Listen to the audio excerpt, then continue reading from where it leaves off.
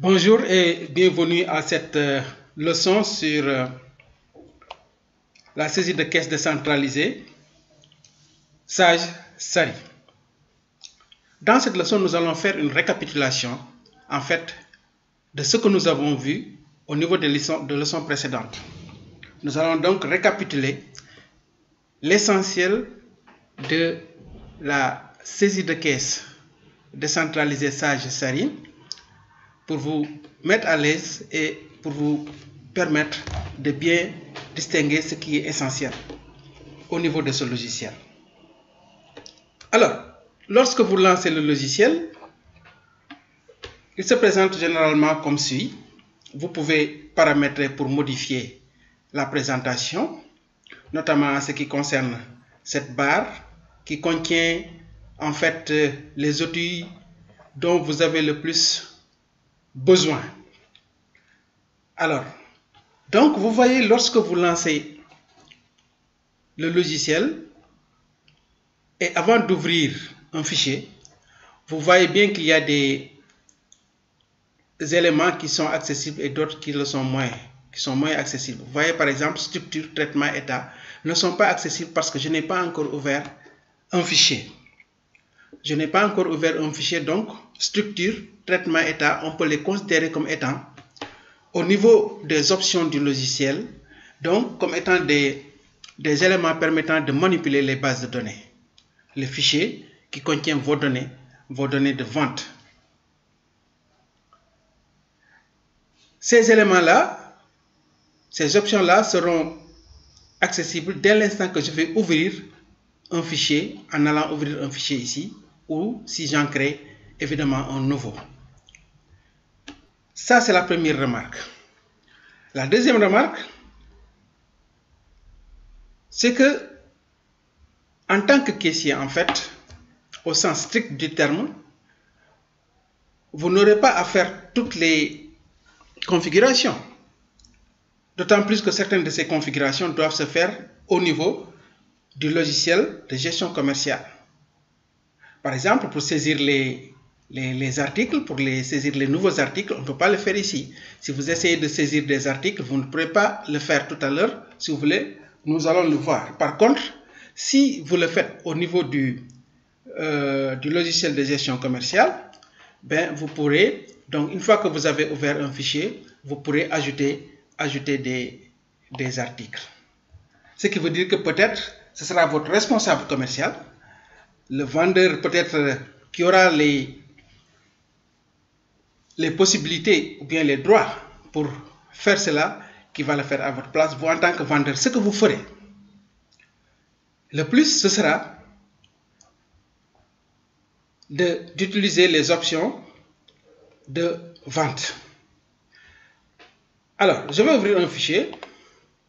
Je vais ouvrir un fichier qui a été déjà créé, que nous avons créé même ensemble dans les leçons précédentes. Là aussi, j'ai ouvert le fichier. Vous voyez que les options ici sont accessibles. Mais dans ces options, il y a des sous-options qui ne sont pas accessibles. Pourquoi? Parce que je n'ai pas encore ouvert de caisse. Donc, vous voyez dans l'évolution, les niveaux, en fait, à chaque fois que vous montez d'un cran, en fait, vous avez plus d'options possibles. Je ne peux pas faire certains traitements ici parce que je n'ai pas encore ouvert de caisse. Alors, là, ce que vous ferez donc, disais-je, c'est que vous allez ouvrir votre caisse. S'il y a un mot de passe, vous mettez le mot de passe. S'il y a une déclaration de fonds de caisse, vous mettrez déclaration de fonds de caisse. Et là, à partir de là, vous pouvez vendre. Nous avons vu comment il fallait sélectionner cet écran-là dans les leçons précédentes. Si nécessaire, vous pouvez vous référer à ces leçons-là. Mais quel que soit l'écran qui se trouve devant vous, votre travail, c'est de vendre. Les configurations ont été faites pour vous. Vous devez, vous, maintenant, aller chercher les articles et saisir les ventes.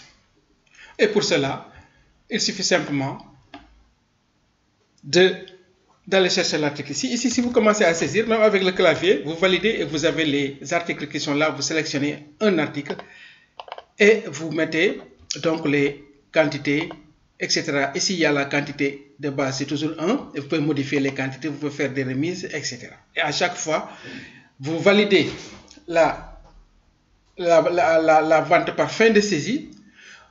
Vous entrez le montant que le client vous a donné. Le montant à rendre s'affiche et vous encaissez et donnez la monnaie et vous validez donc votre vente après avoir imprimé les tickets. Donc ça, c'est le travail que vous allez faire en tant que caissier. Donc vous me direz que là, c'est simple. Effectivement, c'est très simple et c'est ce qu'on vous dira. Ce qu'on vous demandera, c'est ce que vous allez faire quasiment tout le temps en tant que caissier, au sens strict du terme. C'est vraiment l'essentiel de votre travail. Maintenant, vous manipulez une base de données, ça veut dire que vous faites des saisies, il y a des traitements, mais il y a des états à fournir. Et pour fournir ces états-là, il faut aller là où ils se trouvent. Il y a des états des statistiques, nous l'avons vu dans une leçon, à foison qu'on peut sortir à partir donc des états. Ici, au niveau des traitements, il y a des documents que vous pouvez donc créer. D'ailleurs, je vais faire un exemple complet de création d'une facture. Comme cela, vous pourrez le refaire à tout moment. Par exemple, ici, les documents de vente. Ici, alors, je vais créer, soit, j'ai déjà un document ici d'ailleurs, c'est une facture, mais je vais supprimer ce document. Comme ça, je vais commencer ça à 0, vous allez voir. Je vais créer une facture. Alors, pour cela, je vais ajouter, ou bien bouton droit de la souris, ajouter un nouvel élément, et je sélectionne facture. Je mets OK. Et ici, vous voyez, donc, la facture qui se dessine déjà. Vous avez le numéro de la pièce, la numérotation a été automatisée. Ici, le groupe de clients qu'il faudra saisir. Bon, la livraison, peut-être je vais mettre la date d'aujourd'hui. La référence, je vais saisir une référence. Donc, voilà, je valide. Et à partir du moment où j'ai validé au niveau de la référence, ici, vous voyez, ici, devient accessible là où je dois aller chercher les articles, comme lorsque je fais la vente. Je peux utiliser mon code barre, lecteur de code barre, comme je peux utiliser, n'est-ce pas, le clavier, je valide et vous pouvez sélectionner donc les articles en mettant les quantités, les remises, comme si vous étiez en train de faire une vente. Donc,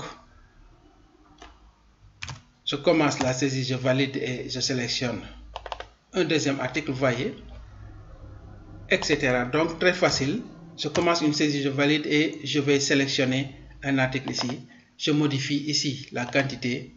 Au lieu de mettre une pièce, je vais mettre 3 pièces. Je valide. S'il y a une remise ici, je peux mettre la remise à ce niveau-là. On l'a déjà vu au niveau d'une leçon précédente.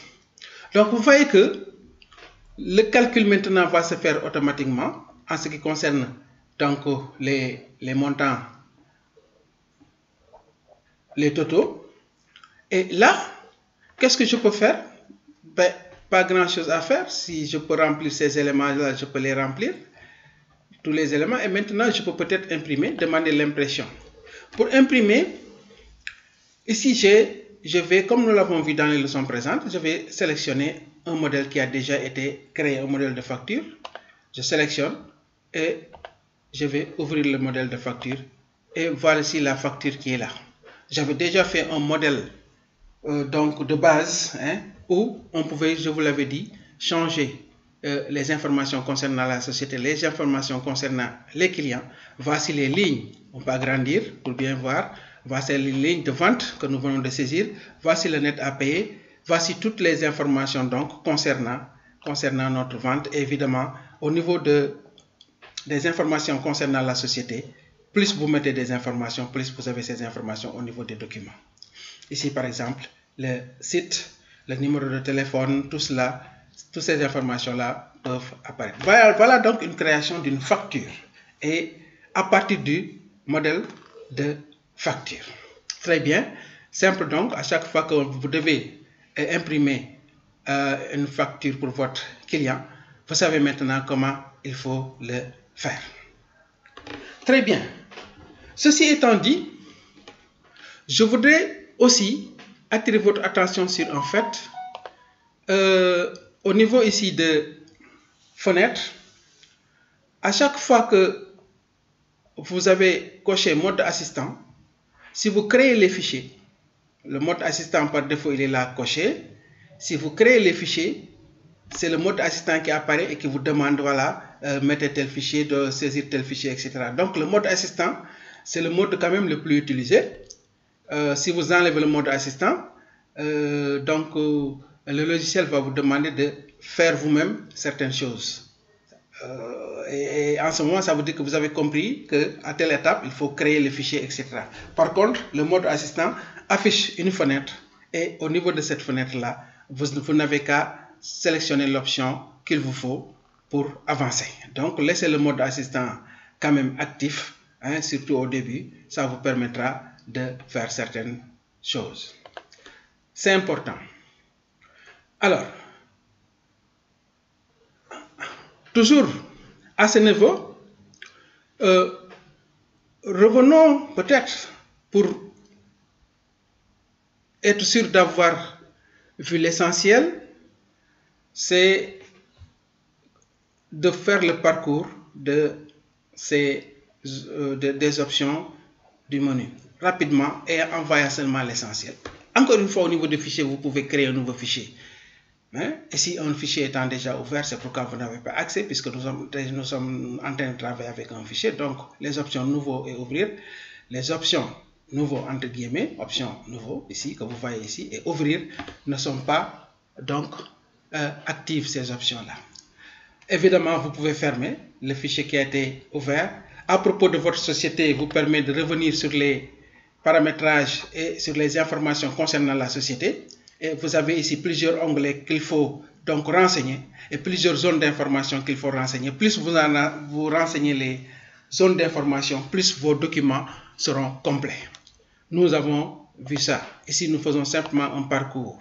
Lire les informations, eh bien, c'est la récapitulation des informations déjà saisies.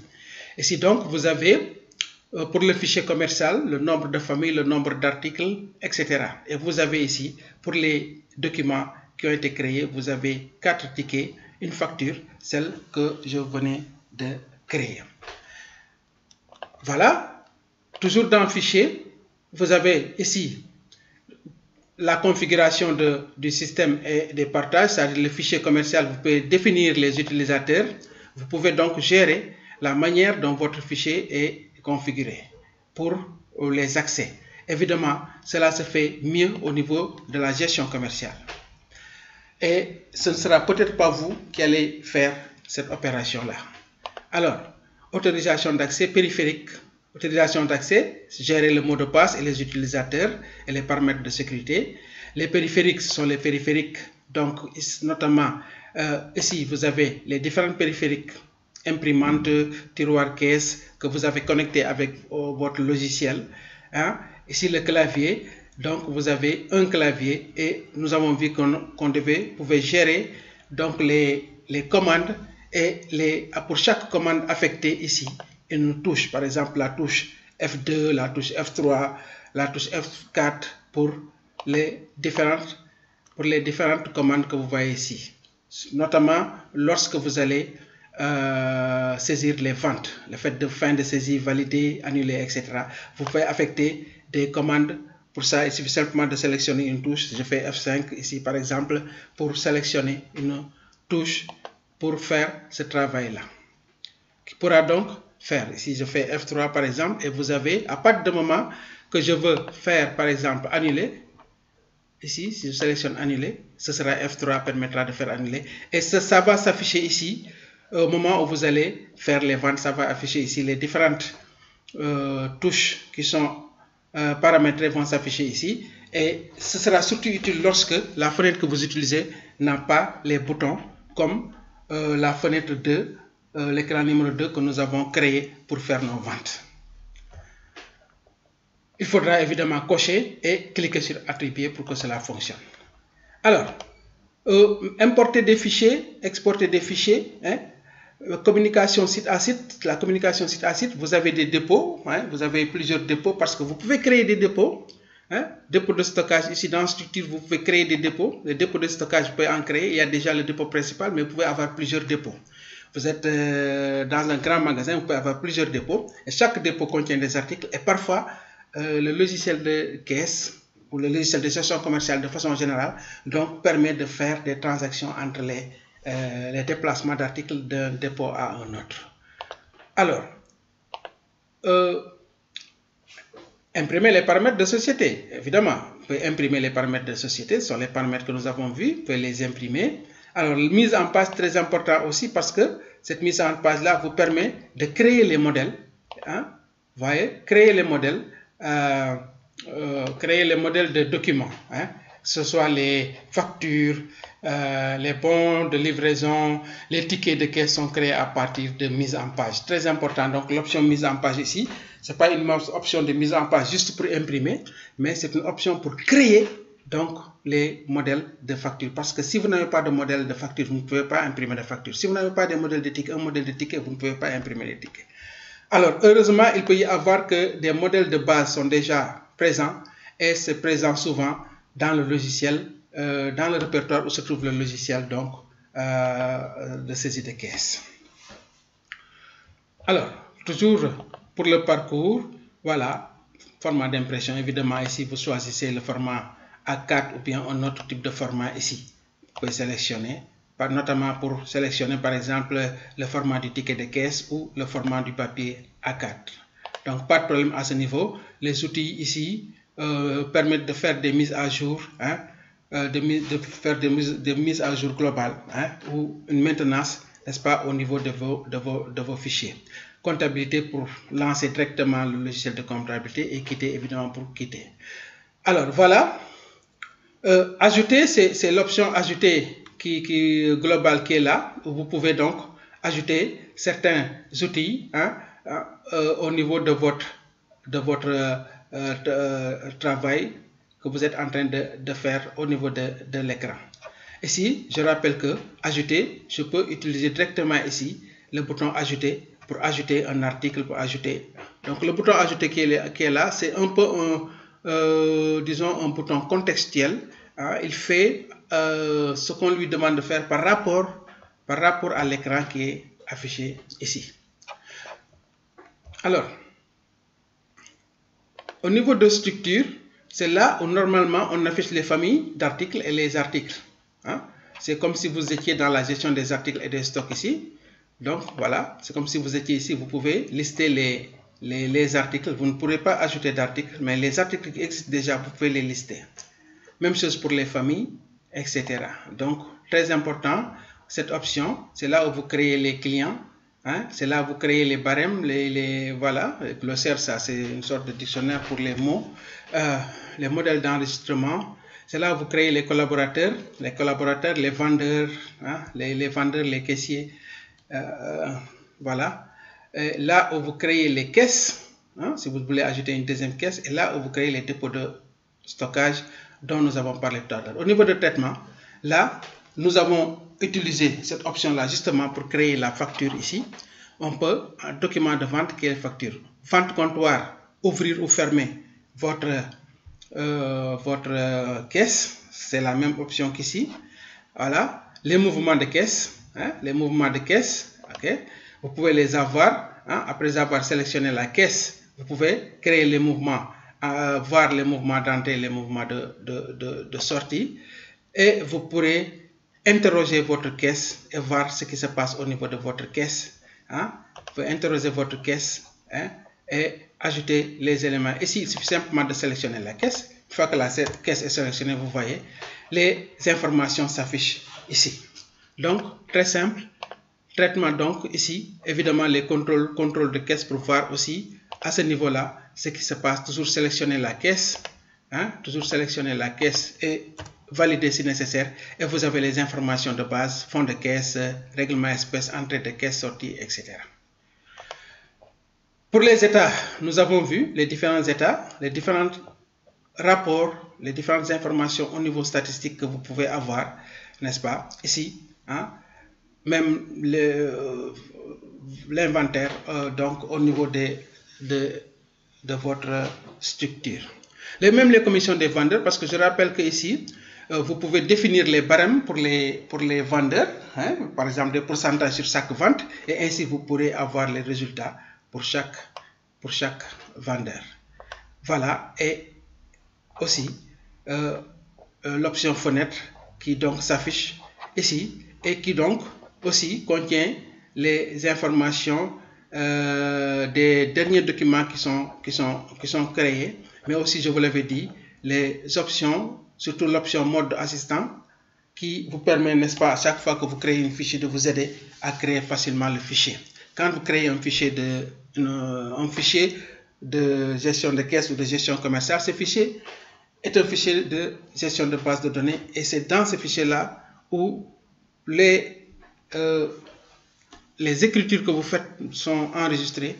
Vous devez savoir où se trouve ce fichier-là pour pouvoir aller le chercher quand vous tombe le demande. Voilà donc cette récapitulation rapide. Encore une fois, en tant que caissier, vous aurez besoin de faire surtout de la vente, d'imprimer les documents. Vous avez à ce niveau toutes les informations au niveau des quelques leçons que nous avons donc données dans ce cours. Donc vous avez tout ce qu'il vous faut, évidemment.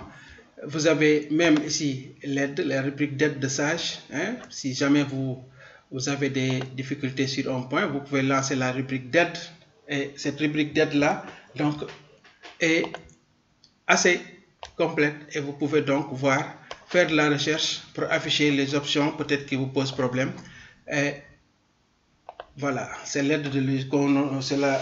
l'option d'aide que l'on retrouve dans tous les logiciels fonctionnant donc généralement sous Windows. Qu'est-ce qu'il faut ajouter de plus? Je pense qu'on est quasiment complet. Voilà. Faites attention aux paramètres de départ, surtout ici, hein, à propos de votre société. C'est très important ici, les informations ici qui sont là, n'est-ce pas? Surtout au niveau donc de la monnaie que vous utilisez. Hein, faites attention à utiliser la bonne monnaie. Hein. Une fois que c'est fait, il n'y a plus de problème, mais vous pouvez le faire dès le départ. Les contacts, évidemment, vous pouvez ajouter des contacts comme vous voulez. Hein. Vous pouvez ajouter des contacts, ajouter un nouvel élément, ajouter les contacts ici. Les options aussi, c'est important, surtout les options au niveau organisation. Ça, c'est important puisque ça vous permet au niveau de vente comptoir, de gérer les écrans de saisie, voilà, et d'avoir beaucoup d'autres informations concernant votre vente. Difficile de parcourir totalement un logiciel, mais nous avons voulu, avec cette leçon, revenir sur l'essentiel de ce que nous avons déjà vu comme leçon concernant la saisie de caisse décentralisée. Dans un autre cours concernant les autres logiciels de Sage Sari, évidemment nous irons plus loin, mais je pense que par rapport à la gestion donc du logiciel saisie de caisse décentralisée, à partir de là vous avez tous les éléments. La saisie se fait, je le rappelle, avec le clavier ou avec le lecteur de code barre. Donc ce qui veut dire que là aussi vous avez le lecteur qu'il faut, vous l'avez connecté normalement et qu'il marche correctement, hein, pas de problème à ce niveau-là. Utilisez les options qui sont ici. Généralement, ce sont ces options-là qui vous permettent de travailler correctement sans aucun problème. Ben voilà, nous vous remercions pour votre attention et nous vous donnons rendez-vous pour les prochains cours. Merci.